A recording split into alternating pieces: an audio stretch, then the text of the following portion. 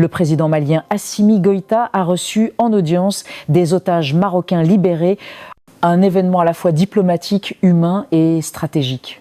Derrière ce geste se cache un message fort. L'AES n'est plus spectatrice de son destin. Elle agit, elle sauve, elle dialogue et elle bâtit des ponts là où d'autres érigent des murs. Ce geste apparemment simple de recevoir des ex-otages est en réalité un signal géopolitique, un acte d'indépendance et surtout une main tendue entre l'Afrique de l'Ouest et l'Afrique du Nord.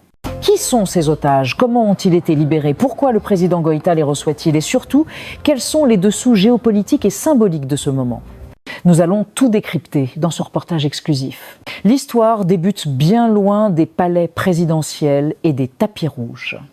Elle commence dans les zones désertiques du Sahel, là où le sable est plus dense que la sécurité, là où les frontières s'estompent et où la loi est souvent dictée par la force. C'est dans cet environnement hostile que plusieurs ressortissants marocains, civils pour la plupart, se retrouvent piégés dans ce que l'on appellera plus tard une prise d'otage complexe et politiquement sensible. Les circonstances de l'enlèvement restent encore floues, volontairement embrouillées par ceux qui l'ont orchestré. Ce que l'on sait avec certitude, c'est que ces ressortissants marocains travaillaient dans le secteur de la logistique humanitaire et commerciale, notamment dans des zones proches des frontières maliennes et nigériennes. Certains seraient venus pour des missions d'ONG, d'autres dans le cadre de projets d'assistance à des populations nomades.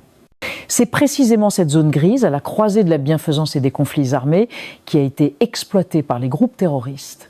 Car oui, dans cette partie du monde, les groupes extrémistes cherchent bien plus que de simples rançons. Ils recherchent l'impact médiatique, la négociation politique, la pression régionale.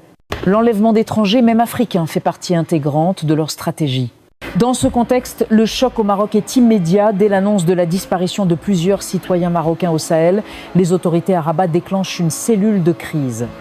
L'information reste d'abord confidentielle, puis finit par filtrer dans les médias. Des Marocains sont portés disparus, probablement retenus en otage dans une région contrôlée partiellement par des groupes armés. L'opinion publique marocaine réagit avec inquiétude. Le souvenir des otages européens enlevés dans les années précédentes est encore présent dans les esprits.